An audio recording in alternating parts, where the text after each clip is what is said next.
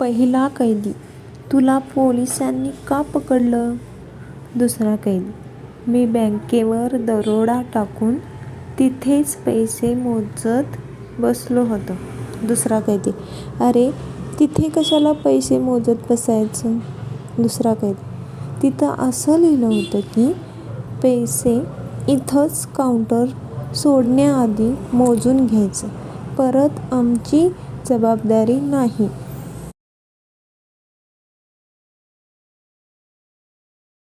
शाळेतील आठवणी: पहिला, शाळा भरली की शिक्षकांना मे आय कम इन म्हणायचं आणि मागून 8-10 पोरं वर्गात शिरायची.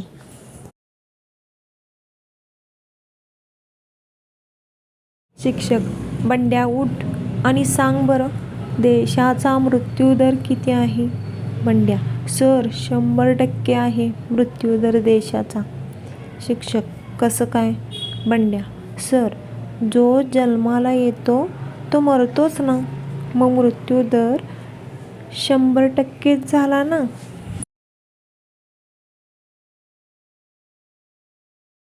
गुरुजी: मुलांनो, असे एक ठिकाण सांगा की तुम्हाला भरपूर लोक असून एकटं एकटं वाटतं. बंड्या: हो सर, आहे ना. गुरुजी: कुठलं? बंड्या: एक्झाम हॉल, म्हणजे परीक्षेचं हॉल.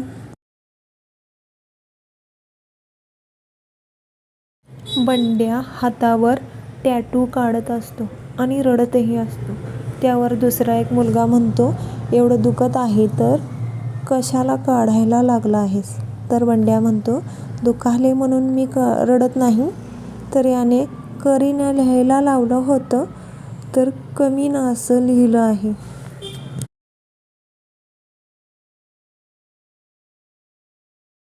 सकाळी उठताना आपल्या अंगावरील पांघरूण बायकोच्या अंगावर घालावे, म्हणजे याचे 2 फायदे आहेत.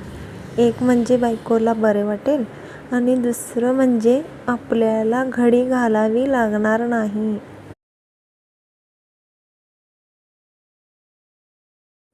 माणूस: केस बारीक कापा. केस कटिंगवाला: किती बारीक कापू? माणूस: बायकोच्या हातात येऊ नये असे बारीक कापा.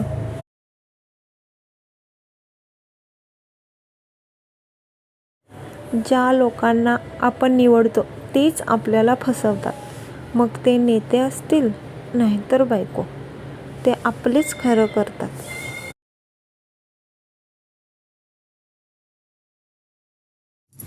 सिम कार्ड लिंक झाले, पॅन कार्ड लिंक झाले, बँक अकाउंट लिंक झाले, ड्रायव्हिंग लायसन्स पण लिंक झाले.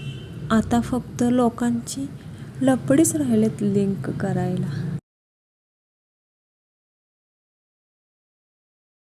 एक काळ असा होता की डायरी लिहिली की ती कोण वाचू नये म्हणून लपवून ठेवावी लागायची.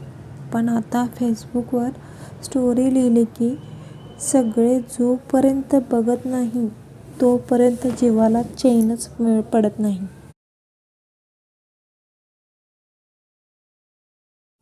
एक मालकीण बाई तिच्या मोलकरणीला म्हणते, सखू सखू, मला असं वाटतंय की तुझे साहेब ऑफिसमध्ये कोणाच्या तरी प्रेमात पडलेत. सखू: असं नका म्हणू मालकीण बाई, तुमचे साहेब मला कधीच धोका देणार नाहीत.